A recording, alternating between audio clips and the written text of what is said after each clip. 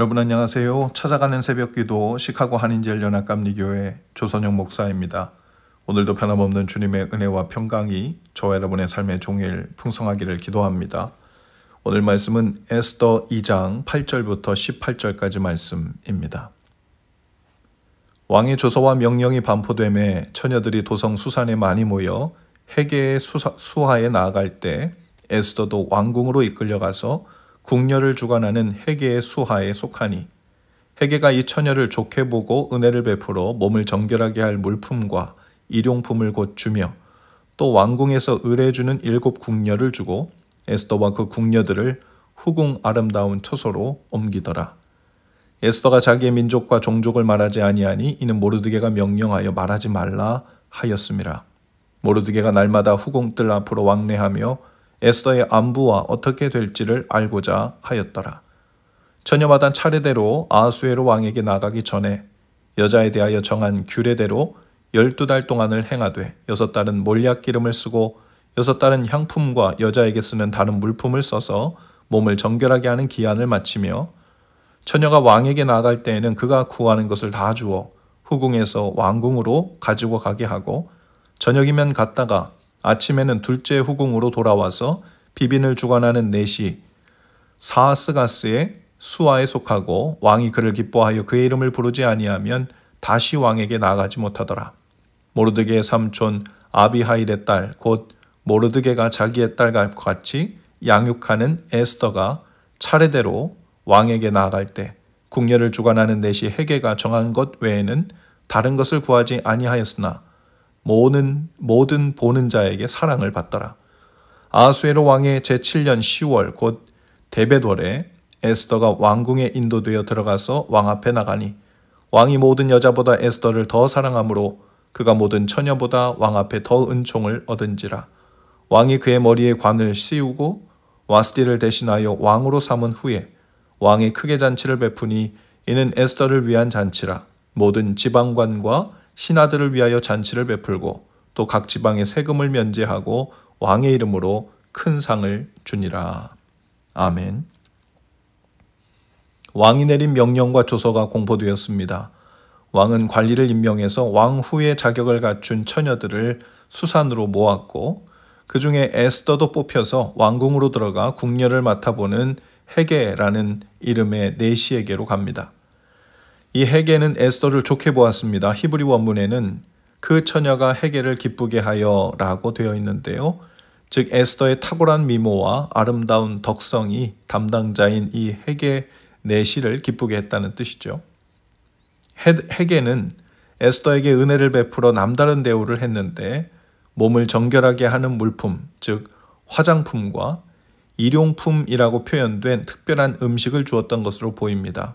아마도 몸을 아름답고 건강하게 가꾸는 데 적절한 음식을 주었을 것으로 보입니다.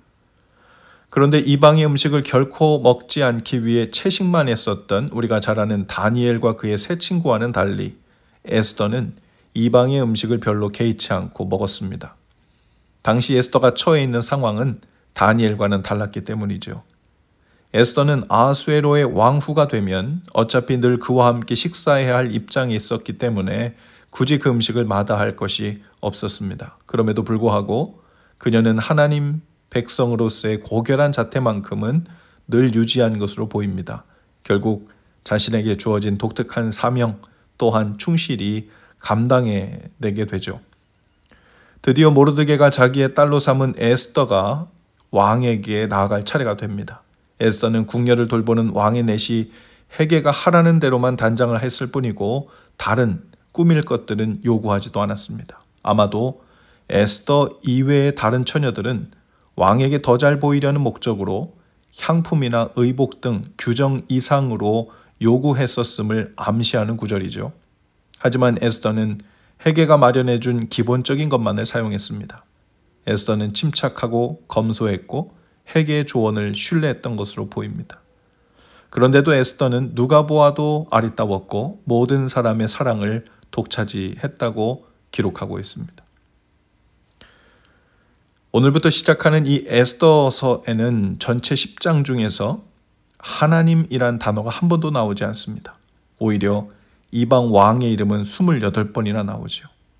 하지만 에스더서 어디에도 하나님에 대해 이야기하지 않음에도 불구하고 모든 사건의 흐름을 볼 때 하나님께서 일하시고 계심을 느낄 수 있고, 에스더와 모르드게가 한 번도 하나님에 대해 이야기하지 않고 기도에 대해 말하지 않지만 하나님을 철저히 의뢰하고 기도하고 있음을 느낄 수 있습니다. 아니, 수도 없이 하나님이 이야기되고 있고 하나님께 기도하고 있다고 읽는 이들이 착각하게 될 정도죠. 무대 뒤에 계시는 하나님처럼 보이지만 실제적으로는 하나님의 손길이 미치지 않은 곳이 없고 하나님께서 주도적으로 이 모든 일들을 이루어가고 계시는 것을 나타내주고 있습니다.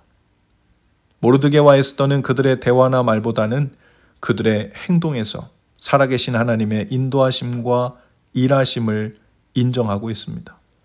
왕 앞에 더 잘 보이기 위해서 더 예쁘게 꾸미는 것을 요청할 수 있었음에도 불구하고 나머지 모든 과정은 최소한의 것을 제외한 그 후의 것들은 하나님의 선하신 손에 맡기고 있는 그 믿음이 드러나고 있었습니다. 아마도 왕이 에스더를 보았을 때 어여쁘고 사랑스럽게 보였다는 것은 단순히 당시 미적 기준에 가장 부합했다는 의미를 넘어서는 것일 겁니다. 광대한 페르시아의 영토로 보았을 때 다른 인종, 문화들을 통틀어 모인 이 여인들과 비교할 때 에스더에게서는 특별한 것이 보였고 아마도 왕의 눈과 마음에 들어왔을 겁니다. 바로 하나님을 경외하는 마음에서 나오는 빛이었죠. 영적인 아름다움에는 빛이 있습니다. 하나님을 경외하며 하나님과 좋은 관계 있는 사람들 그리고 가정들에는 빛이 납니다. 하나님의 영이 머물고 있는 빛일 것입니다. 그 빛은 세상 어떤 화장품과 꾸미는 물품으로 대체할 수 없는 차원의 것이죠. 하나님의 자녀들의 삶에는 이러한 빛이 머물러 있습니다. 마치 모세가 하나님을 뵙고 산에서 내려올 때 그 얼굴에서 빛이 났다고 하는 것과 같죠. 이러한 빛이 우리의 얼굴에만 있는 것이 아니라 가정적으로도 교회적으로도 머물러 있는 곳은 영적인 매력을 발산합니다. 그러한 빛이 나는 가정에는 사람들이 자꾸만 가고 싶어 하고, 그런 빛이 머무는 교회에도 사람들이 자꾸만 머물고 싶고 함께 하고 싶어 하는 것이죠. 그러한 빛은 하나님을 진실하게 경외하고 친밀한 관계들이 깊어질 때 발산됩니다. 오늘 하루 하나님을 경외하는 빛으로 가득한 날 되실 수 있기를 바랍니다. 말씀의 빛에 머물러 있을 때, 예배와 기도로 하나님의 임재의 빛에 많이 노출될 때 하나님의 빛이 우리의 눈과 얼굴과 모습에 비춰질 수밖에 없을 겁니다. 또 하나님의 뜻을 따라 순종할 때 하나님의 마음을 닮은 행위 속에 빛의 자녀처럼 빛을 발하는 삶이 보일 수밖에 없게 되겠죠. 에베소서 5장 8절과 9절입니다. 너희가 전에는 어둠이더니 이제는 주 안에서 빛이라. 빛의 자녀들처럼 행하라. 빛의 열매는 모든 착함과 의로움과 진실함에 있느니라. 사랑하는 여러분, 우리는 주님 안에서 빛이고 빛의 자녀들입니다. 그리고 그 빛이 발하는 삶이란 하나님 안에서 착함과 의로움과 진실함이 드러날 때입니다. 아마도 에스더의 모습 속에서 그 착함과 의로움과 진실함이 드러나 그것이 아름다움과 아리따움으로 사랑스러움으로 흘러나왔을 것입니다.